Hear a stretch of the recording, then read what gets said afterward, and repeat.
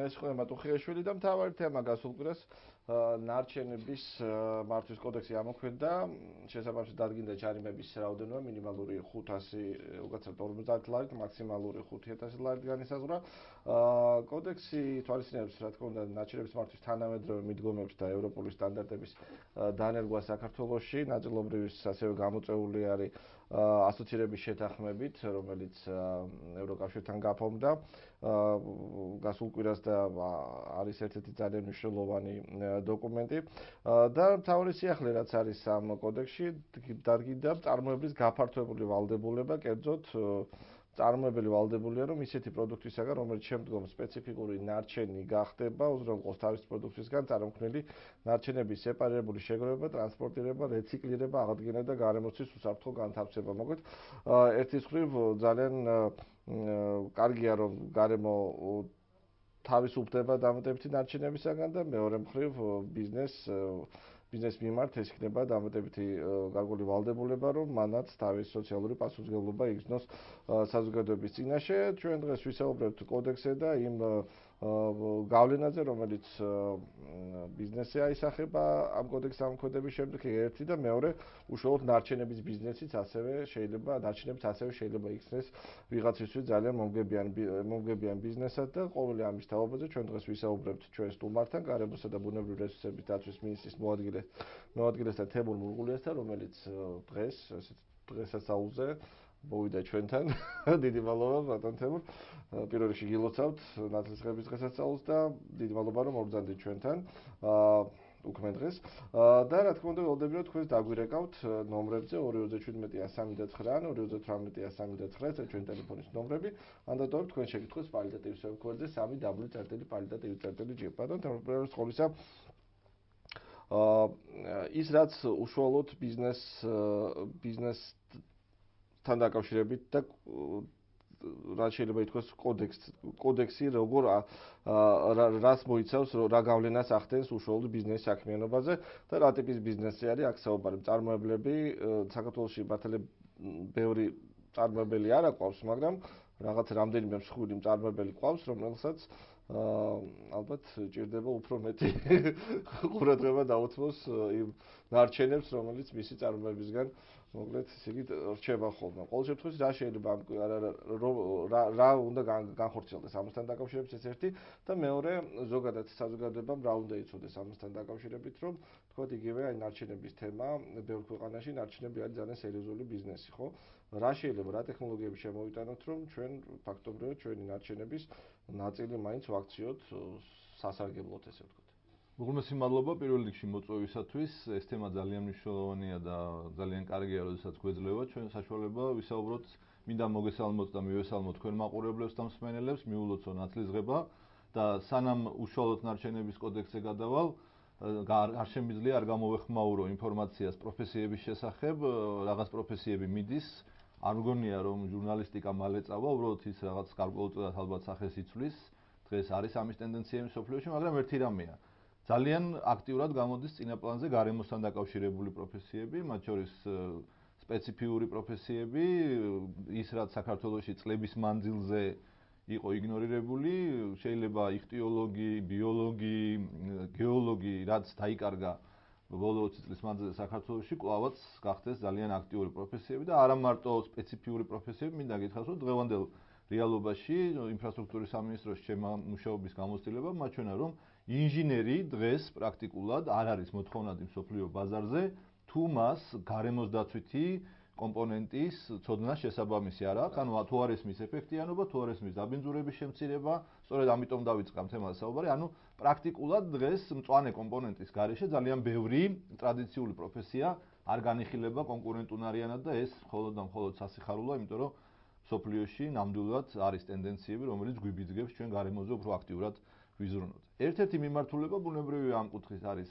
ნარჩენების თემა, გლობალური მასშტაბის პრობლემა, ბუნებრივია საქართველოში ამას სამწუხაროდ არ ექცეოდა ის ყურადღება, რომელიც ჭირდებოდა, ჩვენმა ხელისუფლებამ დაიწყო ამაზე აქტიურად ზრუნვა, რაც გამოიხატა საბოლოოდ ნარჩენების კოდექსში, თუმცა მე მინდა ხაზი გავუსვა, რომ ნარჩენების კოდექსი არ არის ერთადერთი ნორმატიული აქტი, რომელიც მიღებული იქნება ამ კუთხით. მიდის მუშაობა წყალთან დაკავშირებული საკითხების მოწესრიგებაზე, ჰაერთან დაკავშირებული, ანუ პრაქტიკულად ჯანსაღი გარემო ფორმირება არ შემოიფარგლება მხოლოდ ნარჩენების კოდექსით და ჩვენ ძალიან თანმიმდევრულები და მიზანსწრაფულები ვართ იმისათვის, რომ პრაქტიკულად 2016 წლის ბოლომდე სრული პაკეტის შევქმნათ ამ ჯანსაღი გარემოს ფორმირებისთვის. რაც შეეხება თავად ნარჩენების კოდექსის სპეციფიკას, მინდა გითხრათ, რომ სამწუხაროდ რიგ მედიაში ეს კოდექსი გაჟღერდა როგორც ნარჩენებისთან დაკავშირებული სანქციების ნორმატიული აქტი, რაც სინამდვილეში არ არის. ეს გაცილებით უფრო სიღრმისეული და სრულფასოვანი პროდუქტია, ის პირველ რიგში ეხება ნარჩენების მოცულობის შემცირებას, მათ გადამუშავებას, რიგ სხვა აქტუალურ საკითხებს და არა დაჯარიმებას. და დაჯარიმება არის ამ კოდექსის ინსტრუმენტი, რომელიც ჩვენი აზრით ყველაზე ნაკლებად უნდა დაგვჭირდეს გამოვიყენოთ.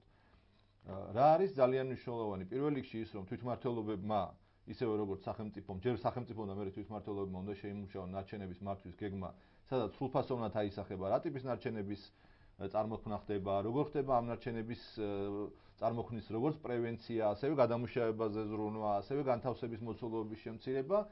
აი ეს არის ძირითადი მიმართულება, რა თქმა უნდა, შესაბამისად ამ კონტექსტშიც მოხდა წარმოებლების გაფართოებული პასუხისმგებლობა. ანალოგიური ტიპის რეგულაციები ევროპაში დიდი ხანი არსებობს, ჩვენი ეს კანონიც აქტიურად ეფუძნება რამდენიმე ევროდირექტივას, რაც ბუნებრივია ასოცირების კონტექსტში ძალიან მნიშვნელოვანი იყო ჩვენთვის, რომ დროულად დაგვეწყო ამაზე მუშაობა და უშუალოდ გაფართოებული პასუხისმგებლობის კონტექსტში მინდა გითხრათ, რომ მიუხედავად იმისა, რომ დღეს ძალიან ბევრი ბიზნესში ჩართული ადამიანისთვის შეიძლება ჯერ კიდე არ იყოს ესეთი ცხადი და მკაფიო საით მივდივართ, ჩვენ, როდესაც ვამზადებდით კანონს, ისევ და ისევ ევროპული სულისკვეთების კონტექსტში შევხვდით მსხვილ მეწარმეებს, შევხვდით პრინციპში შევხვდით ყველა იმას, ვისაც პირველ რიგში შეეხება, მოგეხსენებათ ეს არ იწყება დღეს, მიუხედავად იმისა, რომ კოდექსი ამოქმედა 2-3 წელი აქვს ბიზნეს იმისათვის, რომ ამ ყველაფერს შეესაბამოს და ჩვენ არ გქონდა სურვილი და ყოველთვის როდესაც ჩვენ ახალ ნორმატიულ რეგულაციებზე გადავალთ, ჩვენ უბრალოდ არ დავდებთ ამას ბიზნესის და საზოგადოების წინაშე და არ ვეთქვით, რომ აი ჩვენ მივიღეთ და თქვენ შეესაბამეთ. ჩვენ ძალიან აქტიურად ამ გარდამავალ პერიოდში ვიმუშავებთ ბიზნესთან იმისათვის, რომ მათ შეეძლონ დროულად და ადეკვატურად ამ რეგულაციებთან შესაბამისად. აი ბატონო, თავარი ხარვეზი, ანუ რაც დღეს ამ განსაკუთრებით სრულ კომპანიებს გააჩნიათ ამ თვალსაზრისით, რაც მათ უნდა გამოასწორონ ამ 2 წლის მანძილზე, რა არის ეს ტიპიური ხარვეზები? მოგახსენებთ, ძალიან მნიშვნელოვანია პირველი ნათელი იყოს, რომ როდესაც წარმოებელთა გაფართოებულ პასუხისმგებლობაზეა საუბარი, კოდექსის მიზნებისთვის მხოლოდ საქართველოში არსებულ წარმოებებს არ შეეხება, ანუ იმპორტიორი, რომელსაც შემოაქვს პროდუქცია, რომელიც სპეციფიურ ნარჩენს წარმოქმნის, ასევე განიხილება ამ კოდექსის მიზნებისთვის წარმოებლად, ანუ აქ არ იქნება დიფერენცირება ადგილობრივებსა და იმპორტიორებს შორის და ჩვენ ბუნებრივია არ ვაპირებთ შევავიწროოთ ადგილობრივი წარმოებელი. არა, ნებისმიერი ვინ წარმოქმნის სპეციფიურ ნარჩენს, რა არის სპეციფიური ნარჩენი? სპეციფიური ნარჩენების ნუსხას კანონი არადგენს და ადგენს შესაბამისი მთავრობის განკარგულება იმისთვის, რომ ეს იყოს უფრო მოქნილი დოკუმენტი, მოქნილი ნუსხა და ეტაპობრივად ეს ნუსხა გაიზრდება. პირველი ყველაზე კრიტიკული საჭიროება, რაც დღეს უდგას ქვეყანას, რომ შეიკრიბოს სპეციფიური ნარჩენები, არის სახიფათო ნარჩენები, მაგალითად, მოგეხსენებათ, რომ ჩვეულებრივი საყოფაცხოვრებო აკუმულატორები, ისევე როგორც საწარმოო და მანქანის აკუმულატორები ძალიან აგრესიულია გარემოს მიმართ. ანუ არ არის საკმარისი მწარმოებელმა მხოლოდ გაყიდოს, მიიღოს შემოსავალი და დაივიწყოს მათი არსებობის შესახებ. ახალი მიდგომა გულისხმობს, რომ შემდეგ უნდა მოხდეს ამის შეგროვება და ან გადამუშავება, ან უტილიზაციის უზრუნველყოფა. ძალიან მნიშვნელოვანი არის მსგავსი რეგულაცია საავტომობილო ზეთებისთვის. მოგეხსენებათ, დღეს ზეთის გამოცვლის შემდეგ ძალიან იშვიათ საწარმოში ხდება ამ ზეთის უტილიზაციაზე ზრუნვა და სამწუხაროდ ძალიან ხშირად სანიაღვრე არხების გავლით ეს ყველაფერი ხდება წყალში, რაც არის სრულიად დაუშვებელი. ჩვენ ამ მიმართულებით მიგვაჩნია, რომ ვიქნებით, უნდა ვიყოთ და ვიქნებით ძალიან მკაცრები, არ დაუშვებს ასეთი ტიპის დარღვევებს და იმისათვის, რომ ასეთი ნარჩენები არ მოხდეს გარემოში, მწარმოებელი ან იმპორტიორი, მას შემდეგ რაც ამის რეალიზაციას მოახდენს, დროთა განმავლობაში ვალდებული იქნება ასევე შეაგროვოს და უტილიზაცია მოახდინოს, რაც გონივრულია, იმიტომ რომ სხვილ იმპორტიორს, სხვილ წარმოებელს გაცილებით მეტი საშუალება აქვს შესაბამისად ამის უტილიზაციასთან მიმართებაში. დროთა განმავლობაში იმედი მაქვს, რომ ეს გავრცელდება ნაკლებად სახიფათო ნარჩენებზე, მაგალითად პლასმასის ბოთლებზე, რაც ძალიან დიდი რაოდენობით ხდება დღეს ნაგავს საყრელებზე და მინდა გითხრათ, რომ რაციონალი ამაში ძალიან მცირეა, იმიტომ რომ ეს გადამუშავებადია, ხელმეორედ გამოყენებადია. მყარი ნარჩენების სახელმწიფო კომპანია უკვე ზრუნავს იმაზე, რომ სახელმწიფოში შედგეს ნარჩენების გადამუშავების ძალიან დიდი პროგრამა, თბილისი ცალკე ზრუნავს თბილისის თვითმმართველობა ამაზე, მე ვფიქრობ, რომ ჩვენ მომდევნო 2-3 წელიწადში დავინახავთ წარმატებას და დავინახავთ, რომ ნარჩენების გადამუშავება რეალურად საქართველოში დაიწყება. ერთი სპეციფიკა, რაც ძალიან საინტერესოა და მე არ მინდა დიდხანს გამიგრძელოს სიტყვა, მაგრამ ნარჩენების გადამუშავება პრინციპში განუყოფელია მათი სეპარაციისგან, ანუ სეპარირებული შეგროვებისგან. ასევე კოდექსი ითვალისწინებს მომდევნო რამდენიმე წლის მანძილზე ეტაპობრივად საქართველოში სეპარირებული შეგროვების დანერგვას. ჩვენ, რა თქმა უნდა, პირველ ეტაპზე არ განვიხილავთ წამყვანი ევროპული ქვეყნების გამოცდილების დანერგვას, როცა 3-4 და მეტი კონტეინერიც კი არსებობს ნარჩენებისთვის, თუმცა მინდა გითხრათ, რომ გადამუშავების დღევანდელი ტექნოლოგიები საშუალებას იძლევა, რომ თუ გაიყოფა, მე ბოდიშს ვხვდი თქვენ მსმენელს და მაყურებელს, ეგრეთ წოდებული სველი ნარჩენი სხვა ნარჩენისგან, რომელიც შეიძლება ნედლეულად იქნეს გამოყენებული, პრაქტიკულად ცალკე კონტეინერში შეიძლება შუშის, პლასმასის, ქაღალდის შაყრა, ისე რომ მერე გადამამუშავებელმა ხალხანამ ძალიან ადვილად მათი სეპარირება მოახდინოს, ანუ პრაქტიკულად 2 კონტეინერით დაწყებაც კი ძალიან სერიოზულ სტიმულს მისცემს გადამუშავებელი მრეწველობის წარმოქმნას საქართველოში და თქვენ ძალიან სწორი შეფასება გააკეთეთ იმასთან დაკავშირებით, რომ ეს თემა წარმოქმნის ბიზნეს მიმართულებებს. მინდა გითხრათ, რომ საქართველოში ფორმირდება ინსინერაციის ბიზნესი, რაც გულისხმობს სახიფათო ნარჩენების დაწვას, ეს ძალიან მნიშვნელოვანი მიმართულებაა. საქართველოში ყალიბდება პლასმასის ნარჩენების გადამუშავების ბიზნესი და ის, რომ დღეს საქართველოში ნახევარზე მეტ დასახლებულ პუნქტებში რაოდენობრივად გულისხმობ, ჯერ კიდევ არ არის ნარჩენების შეგროვება ორგანიზებული, აქ კონტეინერების პრობლემაცაა და საქართველოში იწყება კონტეინერების წარმოება იგივე გადამუშავებელი მასალებისაგან. ესეც ძალიან დიდი წარმატებაა. რამდენიმე დღის წინ მე შევხვდი მეწარმეს, რომელიც ფიქრობს და მე დიდი იმედი მაქვს, რომ ჩვენ შევუწყობთ ხელს და განვავითარებთ ვენახის პალოების, ხის პალოების ჩანაცვლებას გადამუშავებული მასალებიდან მიღებული პალოებით, რაც სხვა შორის ძალიან სერიოზულად მოხსნის დატვირთვას კახეთში ტყეებზე, მათ შორის არალეგალურ ჭრას, ანუ პრაქტიკულად ამ მიმართულებით ფორმირდება ბიზნესი, რომელიც აქამდე არ არსებობდა და ის დაასაქმებს ადამიანებს, რაც თავარია განტვირთავს გარემოს ძალიან დიდი დატვირთვის, ნარჩენების ძალიან დიდი დატვირთვისაგან. თუმცა იმედია ის არ გვემუქრება, რაც რამდენიმე ევროპულ ქვეყანაშია, მაგალითად იტალიაში, ვიცით, რომ ნარჩენების გადამუშავების დიდი მასშტაბური ბიზნესის უკან დგანან ხოლმე მაფიოზური კლანები გასაგები მიზეზების გამო. მოგეხსენებათ, რომ ჩვენ ძალიან მიზანსწრაფულად და თანმიმდევრულად ვაშენებთ სამართლებრივ სახელმწიფოს, ჩვენ ვთვლით, რომ ჩვენ ვართ ევროპელები და ჩვენს ევროპულ კურსში მე არ მგონია, მე არ ვიცი, ვერ შევაფასებ იტალიაში რა ხდება, ეს პოლიტიკური შეფასება იქნებოდა, მე ზუსტად ვიცი, რომ საქართველოში სანამ ჩვენი ხელისუფლება არის, მანამდე ეს არ მოხდება და არ იქნება დაშვებული. ჩვენ სწორება რატომაც გვაქვს უფრო ჩრდილოეთის ქვეყნებზე, სადაც ეს მიმართულება არის აყვანილი სახელმწიფო სამთავრობო რანგში, ესე ვთქვათ. რა თქმა უნდა, ჩვენ ევროპულ ღირებულებებზე გვაქვს სწორება, შეიძლება რომელიმე ევროკავშირის ქვეყანაში ყველა ევროპული ღირებულება არ იყოს დანერგილი და იმპლემენტირებული, მაგრამ ჩვენ ამოცანა გვაქვს, რომ ყველა ევროპული ღირებულება შევესაბამებოდეთ.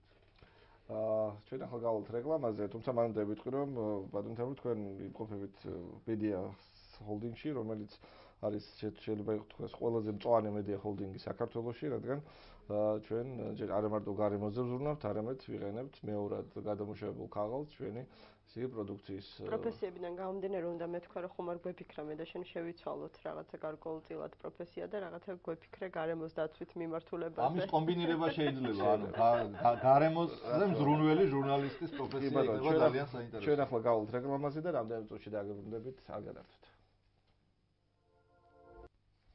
ჩვენ დაბრუნდით პირდაპირ ეთერში, თქვენ უსმენთ და უყურებთ საქმეს, მე ვარ გიორგი კალანდაძე, ჩვენი ტელეფონის ნომრებია 2-37-139 ან 2-38-139. ან დატოვეთ თქვენი შეკითხვები პალიდატივის ვებგვერდზე 3w.palidativi.g. ჩვენი სტუმარია გარემოსა და ბუნებრივი რესურსების დაცვის მინისტრის მოადგილე თემურ მურღულია. ჩვენ საუბრობთ როგორ ვაქციოთ ნარჩენები. მომგებიან ბიზნესად, ესე იყო ჩვენი გადაცემის ესე იგი მთავარი თემა, ნარჩენების მართვის კოდექსი ამოქმედა გასულ კვირას, რომელშიც არის ძალიან ბევრი შესაძლებლობა, რომ დავიწყოთ ახალი ბიზნესები, სწორედ ნარჩენების გადამუშავებისგან. ბატონო, ერთი კითხვა მაქვს. პირველი, აი თქვა როცა თქვენ საუბრობთ თქვათ იგივე ახსენეთ თქვენ ზეთის გამოსვლა და ამავდროულად.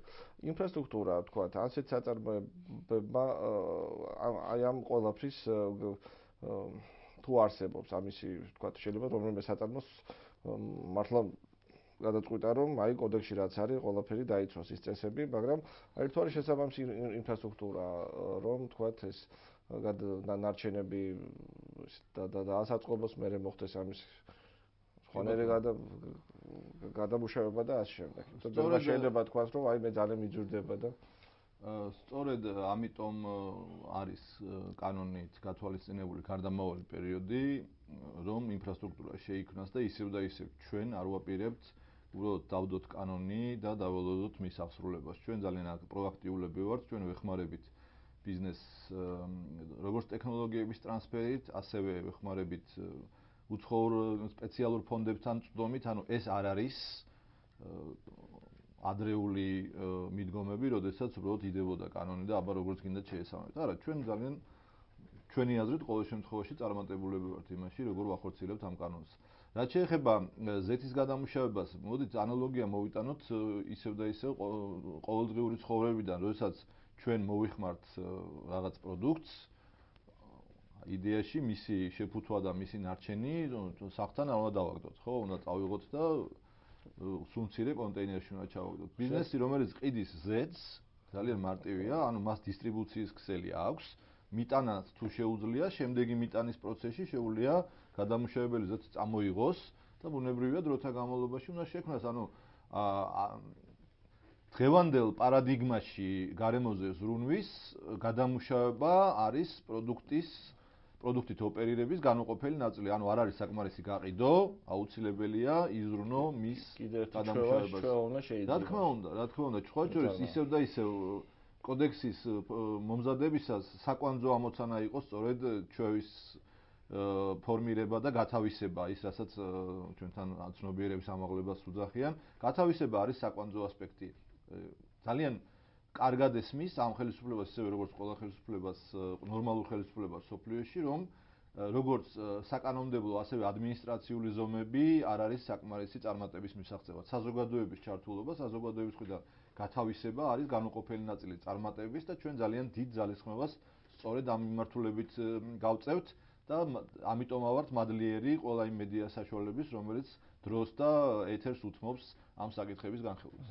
ხომ არ გონიათ რომ თქვათ რაღაცა დონე რაღაც მაინც აუცილებელია იგივე გარკვეული ტრენინგების ჩატარებაც იგივე მეწარმეებისთვის. არა მარტო ტრენინგები, და სპეციფიკიდან გამომდინარე. არა მარტო ტრენინგები, ისევ და ისევ მე მინდა დავუბრუნდე, ჩვენ სამინისტროში არის გარემოსდაცვითი ინფორმაციისა და განათლების ცენტრი, სპეციალური ორგანიზაცია, რომელიც დროს უთმობს და რესურსებს განათლებას უთმობს ისევ და ისევ ტექნოლოგიების ტრანსფერს, უცხოურ ფონდებთან წვდომას, ანუ მთელი კომპლექსი ღონისძიებების არის გათვალისწინებული და ძალიან მნიშვნელოვანია სულ ერთ წუთიან რეგლამენტში გეტყვით, რომ სახელმწიფო დიდი გადმოსახედიდან ზრუნავს ამ საკითხებზე, ზრუნავს რეგიონალური ფონდის დახმარებით, ზრუნავს მუნიციპალური ფონდის დახმარებით და რაც ყველაზე მნიშვნელოვანია, ინდივიდუალურად ემუშავება თვითმმართველობებს, რომ ამ მიმართულებით როგორც შეგროვება და ახალი ნაგავსაყრელების გახსნა იყოს ძალიან მაღალ და თანამედროვე სტანდარტებზე ორგანიზებული.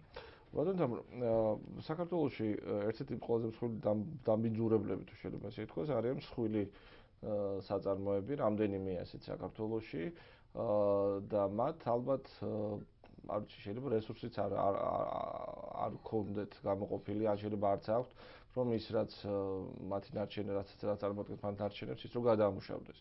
ამ კუთხით რა შეიძლება რომ გაკეთდეს? ხომ არ ჯობია რომ რაღაცა პროგრამა გაკეთდეს სამთავრობო, რომ რაც შეიძლება რომ გადავთქვათ, თუ არის ქიმიური ნარჩენი, თქვათ რაღაცა კანონი, ანუ კოდექსი ითვალისწინებს სახიფათო ნარჩენებისადმი განსაკუთრებული ყურადღების კომპონენტს, სხვა შორის ჩვენ აქ გავითვალისწინეთ გარემოს დამცველების პოზიცია ევროპულ რეგულაციაზე კაცრი რეგულაციაც კი გვაქვს, იმიტომ რომ მანამდე ევროპულ კანონმდებლობასთან ჰარმონიზაციის პროცესში განიხილებოდა, რომ რაღაც ზღვარს ზევით ყოფილიყო მყარი ნარჩენების სახიფათო ნარჩენების წარმოქმნის რეგისტრაცია სახელმწიფოში და მართვის გეგმა, ჩვენ თქვით, რომ რეალურად ნულოვანი წერტილიდან, ანუ ნებისმიერი სახიფათო ნარჩენის წარმოქმნა, ასევე წარმოქმნის ვალდებულებას ამ ნარჩენების მართვის გეგმის შემუშავების, რაც თავისთავად გულისხმობს, რომ უნდა ესმოდეს სახიფათო ნარჩენის წარმოქმნელს, სადმე აქვს ეს ნარჩენი, როგორ გადაამუშავებს და ბუნებრივია ეს ყველაფერი რეგისტრირდება ჩვენთან სამინისტროში, ამიტომ ჩვენ ძალიან მკაფიოდ ვხედავთ სურათს მთლიანად სახიფათო ნარჩენებთან მიმართებაში, როგორ მოხდება განკარგვა ამ კომპანიების მიერ. მინდა გითხრათ, რომ სახიფათო ნარჩენებში ყველა შემთხვევაში არ ხდება ამ სამთო-მომპოვებელი ბიზნესის ნარჩენები, ამიტომ ამასთან დაკავშირებით ცალკე კანონ პროექტი განიხილება, ამ კოდექსშია დამატებითი თავები და კარები, თუმცა ბუნებრივია ეს საკითხიც არ დარჩება ყურადღების მიღმა და ერთი ძალიან მნიშვნელოვანი საკითხია. კოდექსს ასევე შემოაქვს გარემოს დაცვითი მენეჯერის პოზიციის ვალდებულება, რაც იმას ნიშნავს, რომ მსხვილი ნარჩენების წარმომქმნელი ვალდებული იქნება ყავდეს შესაბამისი ადამიანი, რომელმაც ზუსტად იცის ამ ნარჩენებთან როგორც მუშაობა, ასევე პრევენციის საკითხები, იცის რეციკლირების საკითხები. ჩვენ იმისათვის, რომ ეს თემაც არ იყოს ღია და თვითშემოქმედების რეჟიმში არ ვითარდებოდეს, ასევე 2015 წლიდან შემოგვაქვს გარემოს დაცვითი მენეჯერების სერტიფიკაციის კურსი, რასაც გაუზიარებთ წამყვან უნივერსიტეტებს და პრაქტიკულად აქაც ჩვენ რეალურად დავნერგავთ ახალ პროფესიას, იმიტომ თქვი თავიდან, რომ გარემოს დაცვითი კუთხით ძალიან ბევრი საინტერესო პროფესია იბადება ან ვითარდება მსოფლიოში. ეს ძალიან კარგია სხვა შორის და ახალია რა თქმა უნდა, მე არ ვიცოდი ამის თაობაზე. კიდევ ერთი თემა, რომელიც ძალიან საინტერესოა ამ თვალსაზრისით. მაგალითად, შეათ როცა საუბარი იქნება გერმანიაზე, შვედეთზე, ხო და ჩრდილოეთის ქვეყნებზე, იქ პერიოდულად გვესმის, რომ აი მაგალითად ნარჩენების გადამუშავების შედეგად, თქვა იქ რაღაცა კუნძულები გაკეთდა იქ რაღაცა გაზის მოპოვება განხორციელდა და კიდე ბევრი სხვა შემდგომი ნედლეული მომზადდა. ამ თვალსაზრისით რა შეიძლება რომ გავაკეთოთ საიმისოთ, რომ თქვა იგივე საქართველოშიც ეს ტექნოლოგიები შემოვიდეს. ხა შეიძლება ჩვენ არა ვართ ის ქვეყანა, სადაც ვიცით ეს სეპარირებით იგივე ქართველები რომელიც გერმანიაში არიან და ჩამოდიან ან ჩრდილოეთის ქვეყნებში ძალიან უკეთ ხოლმე ყველაფერი ერთად რო იყრება და ცდილობენ ხოლმე რომ მათ ეს ნაგავი ისე დააწყონ და ისე გადააგდონ, მაგრამ მეორე მხრივ ეს ტექნოლოგიები რაც მალე შემოვა, მით უფრო ჩვენი მოსახლეობა მიეჩვევა იმას და არა მარტო მოსახლეობა, ბიზნესიც მიეჩვევა, რომ ეს ყველაფერი წესების და რიგის მიხედვით დააწყოს, ესე ვთქვათ. რა თქმა უნდა, ჩვენ ამ მიმართულებით გვაქვს გეგმები. პირველ რიგში გეტყვით, რომ საყოფაცხოვრებო ნარჩენებისგან კუნძულებს არ გავაკეთებთ, იმიტომ რომ ყველაზე დიდი რისკი საყოფაცხოვრებო ნარჩენებში სწორედ არის შესაბამისი ნივთიერებების გაჟონვა ნიადაგში. თუმცა ჩვეულებრივი ამბავია ინერტული, ანუ სამშენებლო ნარჩენების ეგრე დასაწყობება, რომ რაღაც დამატებითი ტერიტორია მიიღო. ამ მიმართულებით ჩვენ აქტიურად ზრუნავთ. რაც შეეხება გაზის მიღებას, ისევ და ისევ არის გადამამუშავებელი მრეწველობა, რომელიც ბევრ სხვადასხვა ტიპის პროდუქტს ღებულობს ენერგიას, ღებულობს დაუშვათ მეორად ნედლეულს, მათ შორის გაზის მიღებაც არის შესაძლებელი. სხვა შორის ძალიან მნიშვნელოვანია, რომ ნაგავსაყრელი თანამედროვე სტანდარტის არსებითად განსხვავდება ჩვენი წარმოდგენისგან, ანუ ტიპიური წარმოდგენისგან ნაგავსაყრელის შესახებ, ანუ ეს არ არის ადგილი, სადაც თვითცვლილებით შეაქვთ ნარჩენები ყრიან და მერე ტრაქტორი გადაულის და ტკეპნის. თანამედროვე ნაგავსაყრელი არის მაღალტექნოლოგიური ნაგებობა, ანუ კონსტრუქცია, სადაც სპეციალური წყალგაუნტარი მემბრანა არის დაგებული ყველგან, სადაც ნარჩენები იყრება, რომ ეს ისევ და ისევ არ გაიჟონოს ნიადაგში და რაც ყველაზე მთავარია, ასევე გაზშემკრები სტრუქტურა არის იმისათვის, რომ ის მავნე მეთანის გაზები, რომლებიც წარმოიშობა დროთა განმავლობაში ატმოსფეროში კი არ წავიდეს, არამედ იქნეს შეკრებილი. სხვა შორის არის ნაგავსაყრელები, სადაც ამას დახურულ ციკლში წვავენ, ღია ციკლში არ შეიძლება, იმიტომ რომ ისევ და ისევ ისინი ძალიან სახიფათოა ატმოსფეროსთვის. ბუნებრივია, ძალიან დიდია და კომპლექსურია ტექნოლოგიები, რომლებიც დღეს ვითარდება სოფლიოში ნაგავსაყრელებთან მიმართებაში და ჩვენ ვცდილობთ, რომ ამ ტექნოლოგიებს სულ მცირე არ ჩამოვრჩეთ. ხო, მე სიამოვნებით დავთვალიერებდი ესეთ გამოფენას, რაც იქნებოდა მსგავსი ტექნოლოგიების წარმოდგენა, პრინციპში რატომაც არ შეიძლება რომ საქართველოში მსგავსი გამოფენები მოვაწყოთ და შეიძლება გამოფენის შემდეგ საქმეზეც გადავიდეთ, მაგრამ ერთ თემა არის საქართველოში ბიზნესის ერთ-ერთი მთავარი პრობლემა არის დაფინანსება, ხო? მაგრამ როცა საუბარია ნარჩენებზე, ხო, მთავარია რომ თქვათ ბანკები და სხვა საფინანსო ინსტიტუტები უფრო ესე წამოვიდნენ, რა ქვია, დაინტერესდნენ ამ საკითხით. ეს ძალიან მნიშვნელოვანი არის. მე ვფიქრობ, რომ მკაფიო სიგნალები სახელმწიფოს მხრიდან მნიშვნელოვნად უწყობს ხელს ბიზნესის სწორ ორიენტაციასაც, მათ შორის საბანკო სექტორის სწორ ორიენტაციასაც.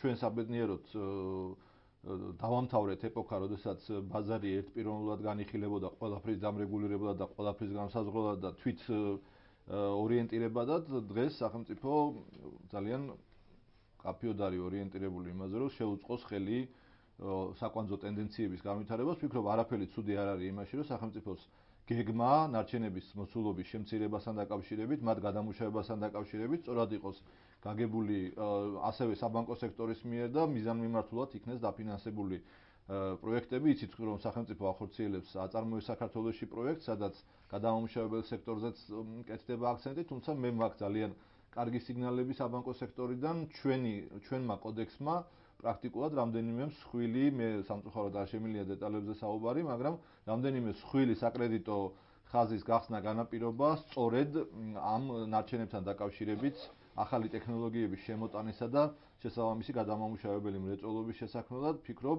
ეს პროცესი გაგრძელდება, რადგან ძალიან პერსპექტიულია, მომავალზე ორიენტირებული და ჩვენ იმ სფეროში, სადაც ადრე მხოლოდ ნარჩენების გადმომტვირთვებები იყვნენ დაკავებულები, დაკავდება საკმაოდ დიდი რაოდენობით საქართველოს მოქალაქეების. ძალიან მნიშვნელოვანია და როგორც ერთი თემაა კიდევ, თქვა, ძალიან განსხვავდება ამ თვალსაზრისით, მაგალითად თბილისი, როცა საუბარია საყოფაცხოვრებელ ნარჩენების გადამუშავებაზე, ესე ვთქვათ, და მაგალითად თბილისი და მსხვილი ქალაქები და ვთქვათ რეგიონები, მუნიციპალიტეტები თქვენ აღნიშნეთ. თქვენ როგორ ხედავთ, რა უნდა გაკეთდეს აი იმისათვის, რომ მუნიციპალიტეტებში ეს რაღაცა მოჯადოებული წრე გაირღვეს და გარკვეული მეტი აქცენტი გაკეთდეს მე პრინციპში პრობლემის მოგვარების. ამაზე მინდოდა საუბარი და ეხლა დავიწყე კიდევაც და გავაგრძელებ. ძალიან მნიშვნელოვანია იმის თქმა, რომ სახელმწიფო რამდენიმე მიმართულებით მუშაობს, ანუ იცით თქვენ, რომ ბევრ დასახლებაში უბრალოდ შეკრებაც არ არის და გატანა ნარჩენების ორგანიზებული, სწორედ ამიტომ რამდენიმე სახელმწიფო ფონდი უკვე მუშაობს როგორც ნაგავმზიდების შეძენაზე, ასევე ახალი ბიზნესების ხელშეწყობაზე, რომელიც კონტეინერების წარმოებას შეუწყობენ ხელს. უბრალოდ იმიტომ, რომ დავამშვიდო ადამიანები, რომლებიც ცხოვრობენ დასახლებებში, სადაც ჯერაც არ არის გატანა ორგანიზებული, მინდა ვთქვა, რომ სანქციების ნაწილში ჩვენ გავითვალისწინეთ გამონაკლისი, უпростоრად თვითმმართველობებს მივეცით საშუალება, რომ მათ დააწესონ გამონაკლისი დაჯარიმებაზე, ოღონდ წვრილი მოცულობით, ახლა დიდი მოცულობით ნარჩენები იქაც არ უნდა დაყაროს არავინ, იმიტომ რომ ეს შესაძლებელია დაუშვათ თვითცლელი დაიქირაო და გაიტანო, მაგრამ აი ტიპიური პრობლემა ასეთ დასახლებებში, მაგალითად ფოთლების დაწვა, რაც სხვაგან დასჯადია, თვითმმართველობა შეუძლია დროებით 1 წლის მანძილზე სანამ უზრუნველყოფენ შეკრებას და გატანას, მანამდე გამონაკლისად დააწესონ და ეს ძალიან მნიშვნელოვანია. მართლა დანაგვიანების ცნება არის ნარჩენის არ ჩაგდება კონტეინერში, თუ კონტეინერი არ არის შესაბამისად ადამიანს ვერ დასჯი იმისათვის, რომ მან კონტეინერში შევდა დადგა ეს კონტეინერი. რა თქმა უნდა, ამიტომ თვითმმართველობებს მიეცათ საშუალება, რომ დააწესონ გამონაკლისები. ბატონო, ჩვენ დაგვჭა დაახლოებით 4 წუთი გაცემის დასრულებამდე, თუ არის რამე ისეთი საკითხი, რომელიც ვერ კითხეთ, ჩვენ გვაქვს დრო ახლა ის ამ 4 წუთში ვილაპარაკოთ ამის თაობაზე. პრინციპში მე ყოველთვის ვცდილობ აქცენტი გავაკეთო იმ სამუშაოზე, რომელსაც სამინისტრო და მთლიანად მთავრობა სწევს. ეს არის პირველი შემთხვევა პრაქტიკულად ბოლო 20 წლის მანძილზე, როდესაც გარემო არის პრიორიტეტი და ეს არ არის მარტო გაცხადებული ქაღალდზე დაწერილი პრიორიტეტი, რეალურად დღეს ძალიან დიდი რაოდენობა მოსახლეობის, ყოველ შემთხვევაში უმეტესი მე იმედი მაქვს, ხედავს, რომ ეს პრიორიტეტი სახელმწიფოს მიერ ძალიან მკაფიოდ ხორციელდება, უშუალოდ პრემიერი იღებს საკუთარი კონტროლის ქვეშ ასეთი ტიპის თემებს და როდესაც ჯანსაღ გარემოზეა საუბარი, ჯანსაღ საზოგადოებაზეა საუბარი, საზოგადოება ხედავს როგორც ჯანმრთელობის დაცვის სამინისტროს ინიციატივებს ამ კუთხით, ასევე ჩვენ ინიციატივებს, ისევ და ისევ მინდა ვთქვა, რომ ნარჩენების კოდექსით არც იწყება და არც მთავრდება ჩვენი ძალისხმევა უახლოეს პერიოდში ჰაერის დაბინძურებასთან დაკავშირებით, ჩვენ აქტიურად გამოვვალთ ინიციატივებით წყლის დაბინძურებასთან დაკავშირებით, სერიოზულ პრობლემას სხვა შორის კლიმატის ცვლილებასთან მიმართებაში იწვევს რუსად სერიოზული პრობლემა არის წყლის რესურსები. ჩვენ მივეჩვიეთ, რომ საქართველოს წყლის რესურსებით უხვი ქვეყანაა, თუმცა სამწუხაროდ კლიმატის ცვლილება სხვას გვეუბნება. საქართველოში უკვე გაჩნდა ტერიტორიები და თვითმმართველობები, სადაც წყლის დეფიციტია, ასე კიდევ ერთი ინიციატივა პრემიერის, ის უშუალოდ ხელმძღვანელობს სამუშაო ჯგუფს, რომელიც წყლის რესურსების ოპტიმალური მართვის სტრატეგიას ამუშავებს და საბოლოოდ აზრი არის შემდეგი. ჩვენ არ ვფიქრობთ და არ ვაპირებთ და არ დაუშვებთ საზოგადოების ამ ინტერესის, ანუ ჯანსაღი გარემოს ინტერესის მსხვერპლშეწირვას რაიმე სხვა ინტერესების სასარგებლოდ. ეკონომიკური განვითარება, ქვეყნის მდგრადი განვითარება წარმოუდგენელია გარემოს კომპონენტის გარეშე. ძალიან ბევრმა სახელმწიფომ სამწუხაროდ დაუშვა, ჩვენც დაუშვით ამ ტიპის შეცდომა წარსულში, როდესაც ჩაითვალა, რომ სწრაფი ეკონომიკური განვითარება გადაძალავს ყველაფერს, ასე არ არის და ვინც ამ გზით იარა, ყველამ დაინახა ძალიან ნეგატიური შედეგები. მინდა გითხრათ, რომ ჩვენ ძალიან მძიმე მემკვიდრეობა გვაქვს, თუმცა არ გვეშინია ამ მემკვიდრეობის, თვალს არ ხუჭავთ ამ მემკვიდრეობაზე და ვზრუნავთ იმაზე, რომ გამოვასწოროთ ყველა ის ნეგატიური შედეგი, რომელიც მივიღეთ. აი, მთავარი იგივე გაუდაბნოებასთან დაკავშირებული მთავარი პრობლემები ამ შემთხვევაში არის რამ გამოიწვევს? მოგახსენებთ, კლიმატის ცვლილება და გლობალური დათბობა ისე ტყეებს უკავშირდება? მათ შორის ტყეების გამეჩხრებას უკავშირდება, მათ შორის უკავშირდება ზოგადად დათბობის კომპონენტი იწვევს.